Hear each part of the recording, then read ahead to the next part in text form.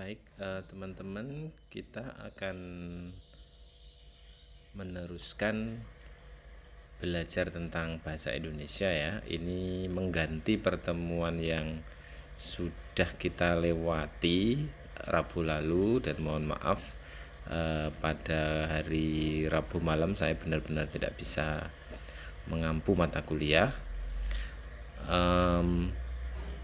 Sebelumnya sudah saya kabarkan tentunya bahwa kita akan belajar mengenai penyuntingan. Setelah pertemuan sebelumnya itu kita membahas dan praktik mengenai penulisan artikel lepas. Nah, kali ini kita akan melatih skill keterampilan kita untuk melakukan penyuntingan dari hasil tulisan-tulisan orang lain maupun tulisan kita sendiri.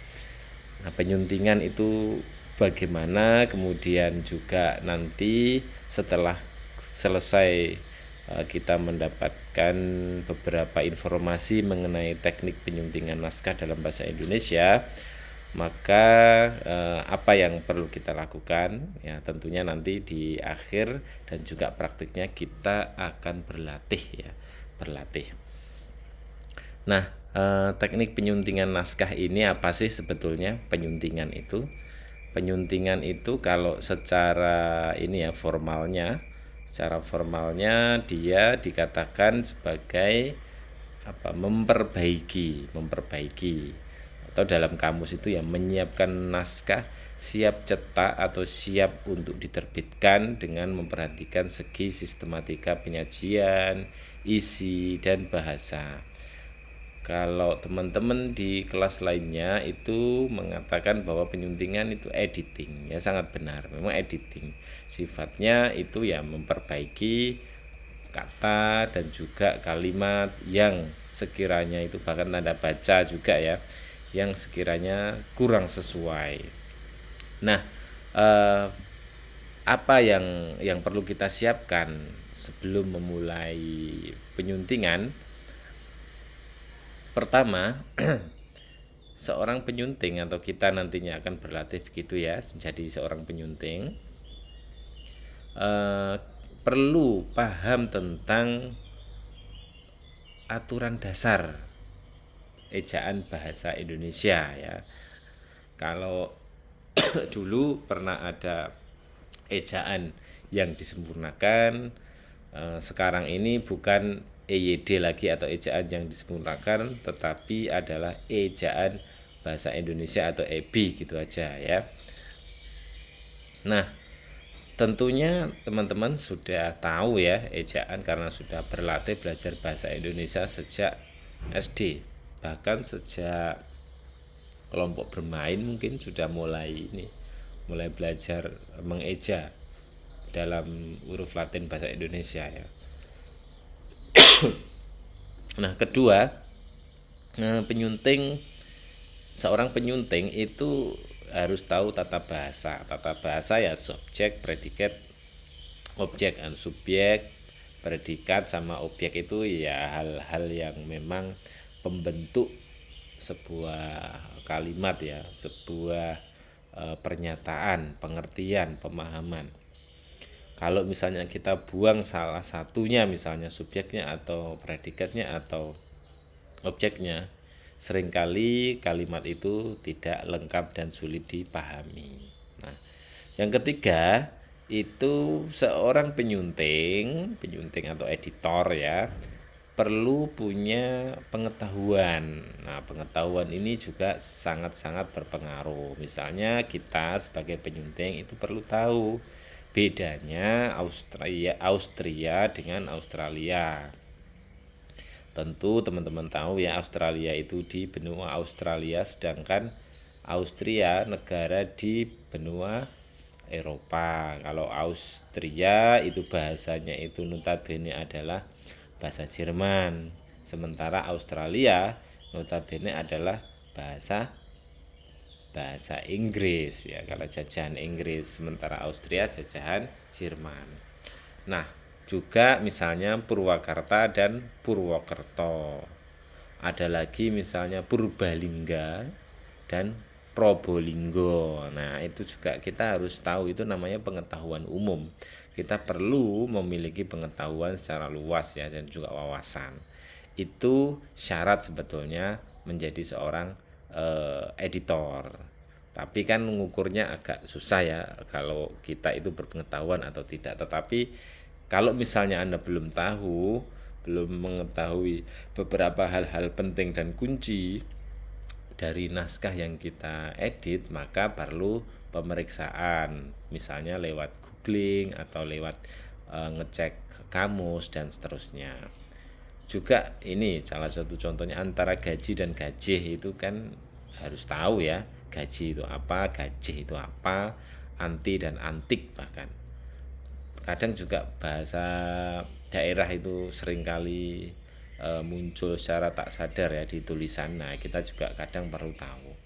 Nah, berikutnya keempat, penyunting itu harus menjadi pelayan. Maksudnya pelayan itu apa ya, siap untuk memperbaiki tanpa harus kemudian menunggu perintah, dan bahkan banyak sekali kesalahan, misalnya ada koma di mana-mana yang nggak sesuai, kita harus sabar dan juga rajin untuk meneliti itu ya, memperbaiki itu ya. Jadi sekiranya itu yang perlu disiapkan. Kalau kelima itu kode etik ya, kode etik tentu saja ada beberapa kode etik, tapi itu tidak begitu berpengaruh secara langsung ya. Berikutnya, tahapan untuk menyunting itu bagaimana? Nah, kita perlu memeriksa kelengkapan naskah. Kalau kasus artikel lepas, kelengkapan itu ya apakah sudah ada judulnya, apakah sudah ada identitas penulisnya, atau bahkan selain identitas penulis, apakah sudah ada lembaga penulis atau dari kelas apa gitu, angkatan berapa, itu juga perlu dicek ya. Kalau sudah ya kita siap untuk mengedit atau menyuntingnya. Nah, berikutnya naskah yang akan kita sunting perlu kita baca dulu secara sekilas, secara umum ya, sekilas, kemudian dibaca dari awal hingga akhir. Perhatikan beberapa hal yang mungkin saja itu Anda menemukan hal-hal kunci yang salah ya, judulnya, subjudulnya dan seterusnya salah misalnya. Segera kasih tanda ya, misalnya memberi tanda lingkaran, atau memberi tanda garis bawah, atau menstabilo, meng-highlight dan seterusnya, atau bahkan memberi komentar, itu juga bisa ya. Nah, memulai menyunting itu bisa dilakukan dari kata yang paling awal, misalnya judul. Nah, di bawah judul ada nama dan seterusnya, itu bisa dilihat juga ya. Jadi dimulai dari kata paling pertama. Nah, kalau sudah selesai ya, itu ya tentu saja tahapan terakhir ya membaca lagi ya, apakah apa suntingan kita dan juga hasil dari apa yang kita teliti, telaah dan perbaiki, edit, itu sudah sesuai atau belum. Nah, itu barangkali nanti ada yang tersisa yang belum sempat diedit, atau ada coretan yang membuat bingung dan seterusnya, itu perlu dibaca lagi. Jangan sampai setelah ngedit langsung disetorkan. Nah, itu dihindari. Idealnya ya dibaca lagi. Nah, apa saja ya, terakhir ini ya, apa saja hal-hal yang perlu kita sunting ya. Hal-hal yang kita sunting secara kebahasaan, pertama itu adalah ejaan. Ini hal yang paling paling inti ya, ejaan itu ya. Ejaan itu karena kita seorang penyunting biasanya enggak menyunting isinya. Isi itu adalah pakar ya. Tetapi kalau ejaan itu kebahasaannya ya. Misalnya dalam sebuah artikel lepas yang ditulis teman-teman Anda, ada pemakaian atau ada penulisan kalimat yang kemudian itu panjang, nggak ada koma, nggak ada apa, itu perlu diperhatikan dan dibaca lagi apakah itu mudah dipahami atau enggak. Jangan-jangan itu kurang koma dan titik koma atau kurang komanya dan seterusnya. Nah, ini juga harus diperhatikan. Nah, ejaan itu meliputi tanda baca. Ya. Tanda baca ya ada titik koma seperti tadi ya. Kemudian juga nanti setelah itu lolos, setelah selesai, nah ada juga misalnya huruf kapital. Huruf kapital itu maksud saya adalah huruf yang huruf besar itu ya. Jadi kalau penulisan nama seseorang dan nama tempat itu perlu huruf kapital di awalnya untuk Latin ya, tulisan Latin baik ya semua di semua negara yang menggunakan huruf Latin ya seperti itu. Misalnya katakanlah Rektor Udesa, Cak Nur Hasan misalnya ya, N-nya, Nurnya itu besar, N-nya besar, H-nya besar juga. Nah, begitu seterusnya. Itu harus juga diperhatikan. Jangan sampai nulis nama orang huruf awalnya kecil, jangan ya. Kemudian pemakaian penggunaan huruf asing misalnya bahasa Inggris misalnya. Nah, itu juga harus miring karena kita menulis dalam bahasa Indonesia. Dimiringkan, di blok kontrol I. Nah, kalau dalam komputer begitu harus miring. Nah, juga penulisan kata asing bukan bahasa Indonesia misalnya bahasa daerah ya, Jawa, Sumatera, Kalimantan, ya, Aceh, Papua itu perlu dimiringkan ya. Dimiringkan itu sekali lagi. Kemudian singkatan dan akronim itu juga perlu diperhatikan. Nah, setelah tanda-tanda baca itu kita periksa, dalam memeriksa itu juga kita perlu melihat lagi apakah sebuah kalimat itu bisa dipahami atau tidak. Nah, ini berkait dengan tadi tata bahasa ya, tata bahasa. Misalnya subjeknya apa, predikatnya atau kata kerjanya apa dan objeknya apa atau kata keterangannya apa itu perlu dilihat secara cermat. Bahkan kita juga perlu mengecek kebenaran fakta. Kebenaran fakta itu maksudnya misalnya ya, misalnya kalau kita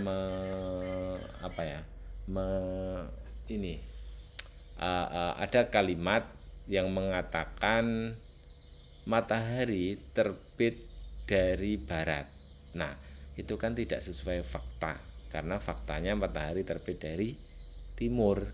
Itu harus langsung bisa dieksekusi, dibenarkan. Matahari terbit dari timur gitu. Baratnya dihapus. Itu bisa seperti itu karena menyangkut masalah fakta-fakta common sense, fakta yang umum ya, kira-kira begitu. Kemudian untuk secara praktikal kita bisa melihat beberapa contoh berikut ini. Misalnya penggunaan koma ya, kita bisa membedakan nomor 1 dengan nomor 2 misalnya ya. Kalau hujan turun, saya tidak akan datang ke rumahmu. Nah, ada komanya di nomor 1 kalau hujan turun. Ini pengandaian ya. Kalimat pengandaian kalau, ada kalaunya. Saya tidak akan datang ke rumahmu. Berbeda dengan yang nomor 2 misalnya. Saya tidak akan datang ke rumahmu kalau hujan turun. Tidak ada koma di situ. Pengandaiannya di belakang, bukan di depan seperti contoh nomor 1. Istri pengusaha nakal misalnya itu. Di nomor 3, istri pengusaha itu maksudnya bagaimana, kemudian ini ditelaah lagi sesuai dengan konteksnya.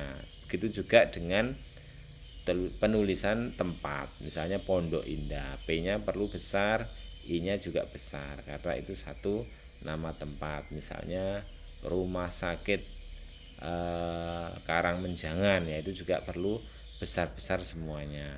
Sama dengan misalnya majalah Tempo, tapi majalahnya nggak perlu besar.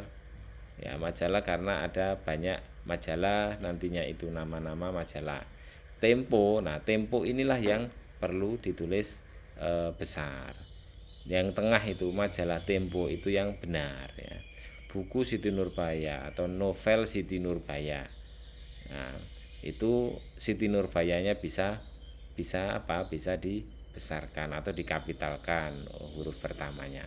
Nah, beda lagi dengan sebuah nama nama barang atau benda tertentu, misalnya ini ada yang sudah umum ya, Gunung Semeru, G-nya harus harus besar ya, nggak boleh gunung kecil tapi gunung besar, atau gunungnya kata gunung itu besar, Semerunya ikut besar karena satu kesatuan. Candi Borobudur, Candi Prambanan, C-nya harus tetap besar.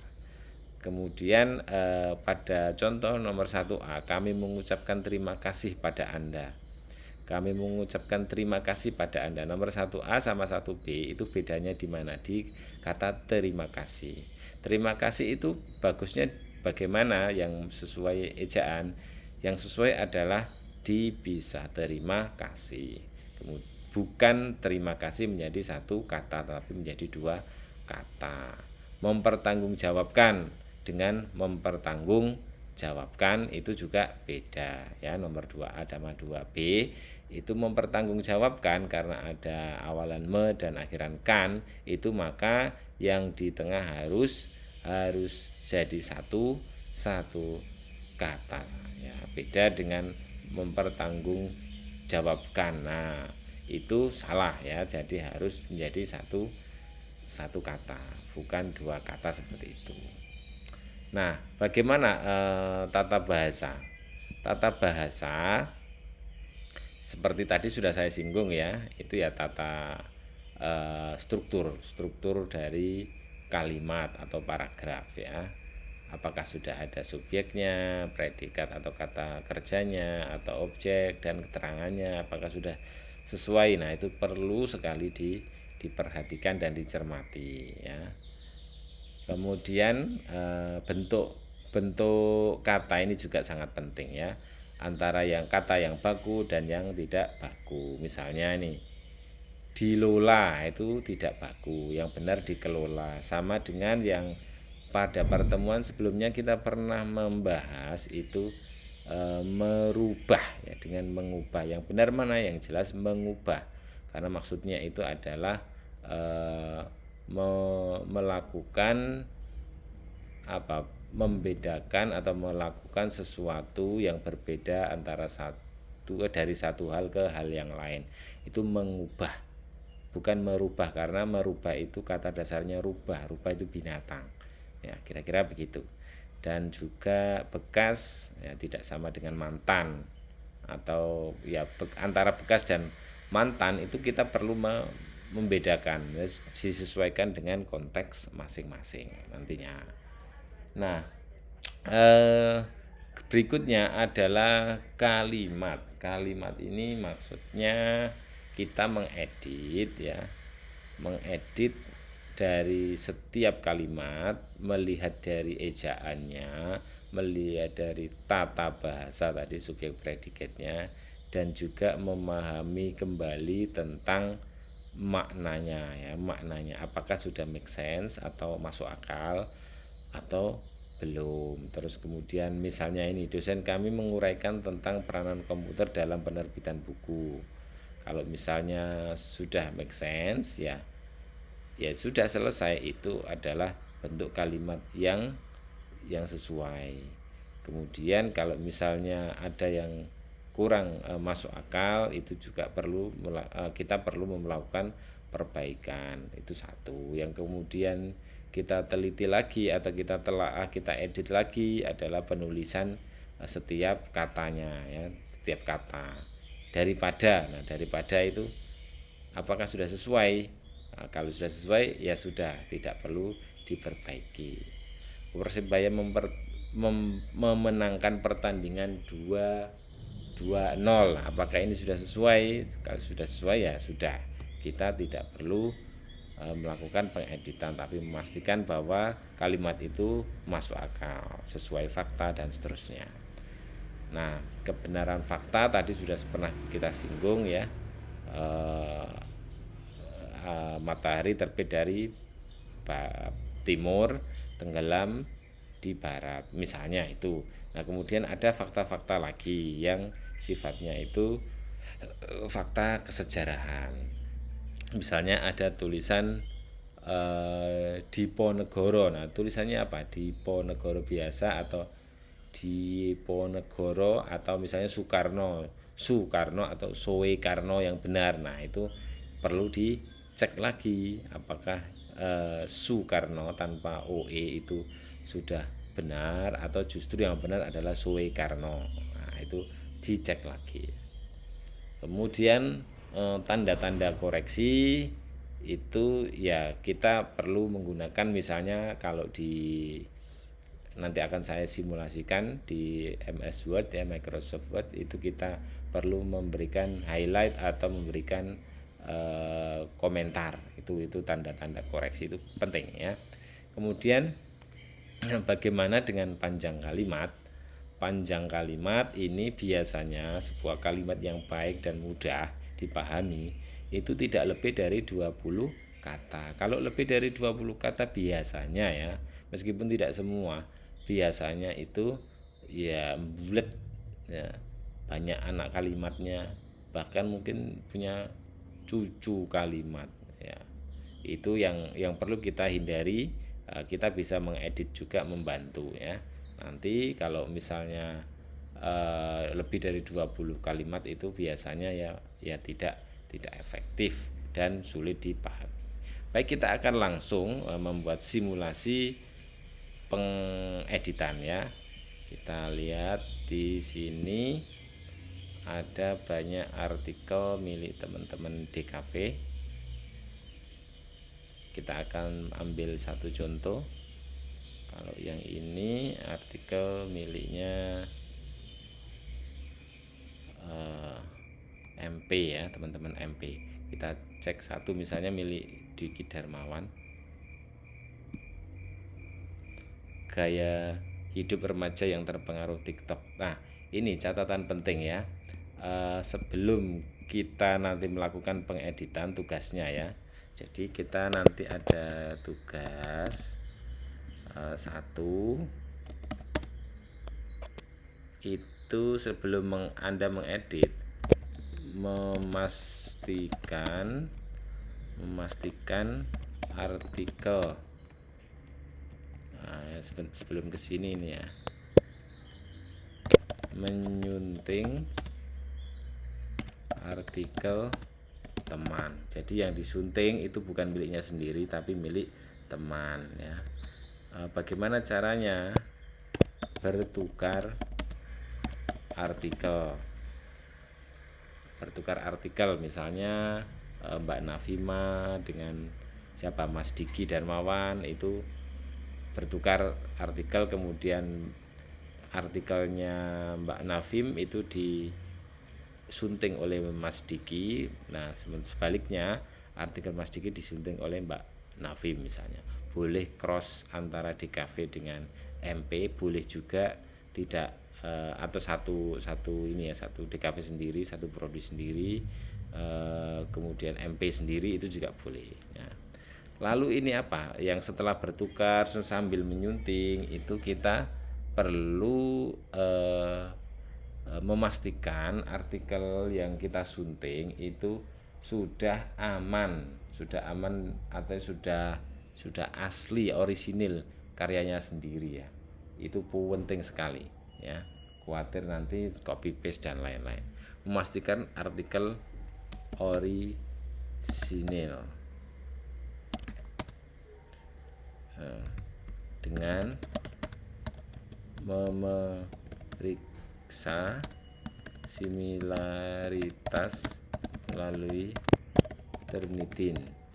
Nah, nanti cek ya, sebelum Anda sunting itu cek dulu lewat Turnitin. Nah, kalau misalnya Turnitinnya itu lebih dari berapa 10, maka jangan dilanjut ya, langsung nilai bahwa artikel itu plagiat gitu ya. Nah, pastikan begitu. Lebih dari 10 anggap aja plagiat, oke gitu. Mestinya ini kan tulisan lepas, tulisan yang ringan Anda ya, jadi harus benar-benar orisinil, kira-kira begitu. Memastikan nanti artikel yang ditulis oleh teman Anda itu orisinil. Nah, bagaimana Pak ininya, Ternitinya saya nggak punya. Nah, cari di Shopee itu kan ada banyak yang jual itu ya, paling 2000 untuk satu kali penggunaan. Nah, Anda bisa urunan, misalnya satu kelas urun membeli satu apa ya, satu kelas membeli satu akun ya kan 30.000 untuk satu minggu misalnya, satu orang yang megang. Nah, itu bisa satu minggu udah dipakai aja secara bergantian atau urunan, misalnya 30, kalau kelasnya 30 ya 1000-an udah cukup. Nah, nanti Anda sendiri yang ngatur ya Turnitin, tapi pastikan artikel Turnitin itu artikel yang sudah dicek di Turnitin itu dilampirkan nanti, dilampirkan. Nah, bagaimana ini ya, lampirkan hasilnya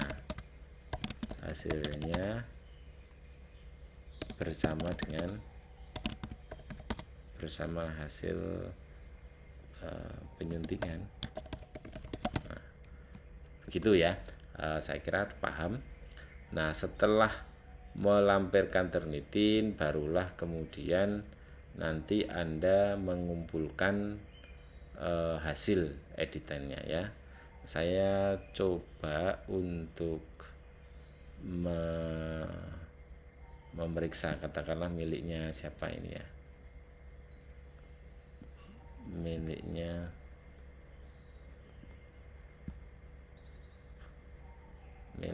Mas Diki Darmawan.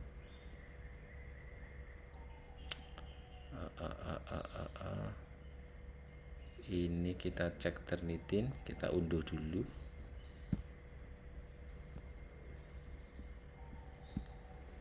Kita cek pakai Turnitin, saya sendiri nggak punya ya Turnitin milik.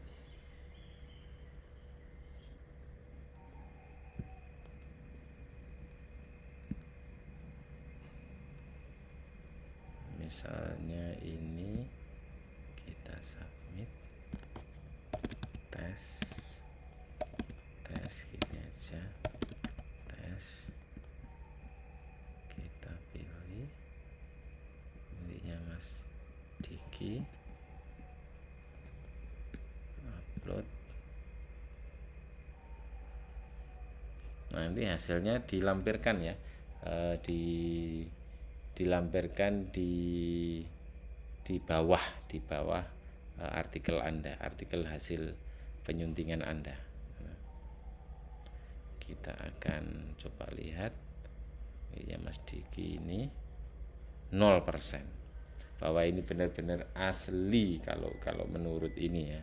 Jadi sudah keasliannya dijamin. Nah, ini nanti diunduh ya, hasilnya itu diunduh. Ini juga mendeteksi AI, apakah itu AI memerintahkan ChatGPT atau tidak. Nah, itu juga 0%, ini 0% asli, nggak terdeteksi sama sekali, bersih. Nah, ini diunduh aja, nanti diunduh di sini yang bagian download, ini diunduh terus dilampirkan di bawahnya. Oke, itu salah satu contohnya. Nah, sekarang kita akan melakukan editing, contoh simulasi editing. Katakanlah ini cara editnya bagaimana. Cara editnya teman-teman nanti silakan, mohon maaf ya saya masih belum sehat betul. Silakan misalnya ini tugas menulis gaya hidup remaja yang terpengaruh aplikasi TikTok. Nah, ini Y-nya, misalnya Y-nya idealnya Y-nya ini kecil, nggak usah kapital misalnya, meskipun judul ya. Judul misalnya kita klik ini ya di atas ribbon references ya. Ribbon references. Ribbon review. Ribbon review. Di sini kita klik ya ribbon review di MS Word. Kita blok ini. Terus kita kasih new comment gitu aja. Nah,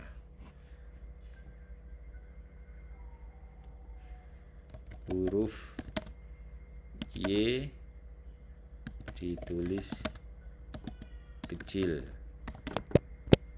yang misalnya. Ini contoh ya, contohnya. Terus jangan lupa di send, klik send ini ya, jangan sampai salah ya. Nah, kemudian di sini, pada zaman digital ini media sosial begitu ramai di kalangan remaja Indonesia. Sebetulnya media sosial begitu ramai, tapi oke lah, bisa dipahami Mas Yan ya.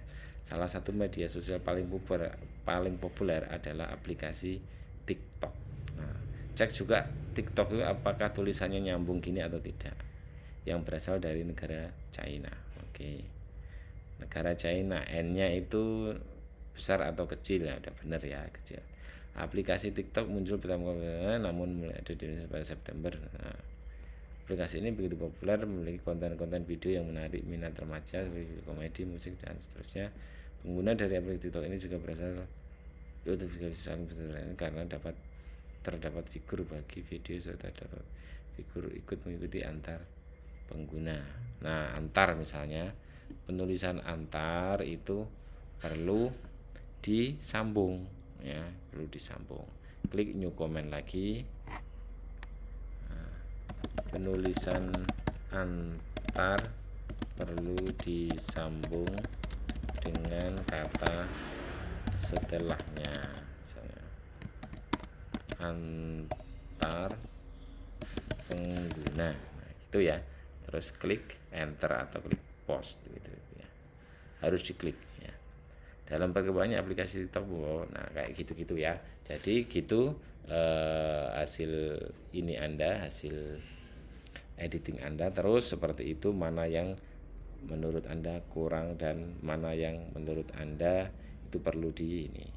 Saya kira ini memang ini juga orisinal ya. Ini bagus tulisannya menurut saya. Oke. Baik, itu contohnya. Yang nanti yang dikumpulkan adalah hasil yang sudah ada editannya, kemudian ditambah oleh oleh di bawahnya ada dalam satu file aja ya. Oleh hasil downloadan ini loh ya, Turnitin, cek Turnitin ya. Oke, sementara itu dulu, jangan lupa nanti dikumpulkan hari Rabu ya. Hari Rabu, kita usahakan hari Rabu sudah selesai ya. Kalau misalnya ada komplain dan lain-lain, silakan telepon aja, telepon saya ya. Nanti akan saya telepon balik. Hari Rabu idealnya dikumpulkan pas kita bertemu, insya Allah Rabu depan kita ketemu. Baik, itu saja apa yang bisa kita diskusikan, dan juga berharap nanti hari Rabu sudah selesai semua ya. Tidak butuh waktu lama sebetulnya. Nanti dikumpulkan ke ini lagi, ke PC lagi di Google Drive, hasil editing ya. Dan juga hari Rabu kita akan melihat hasil-hasilnya, dan kita akan membicarakan bagaimana proyek ini selanjutnya akan kita kemas ya, akan kita bukukan, kira-kira begitu. Terima kasih atas perhatiannya. Mohon maaf bila ada salah dan khilaf. Assalamualaikum warahmatullahi wabarakatuh.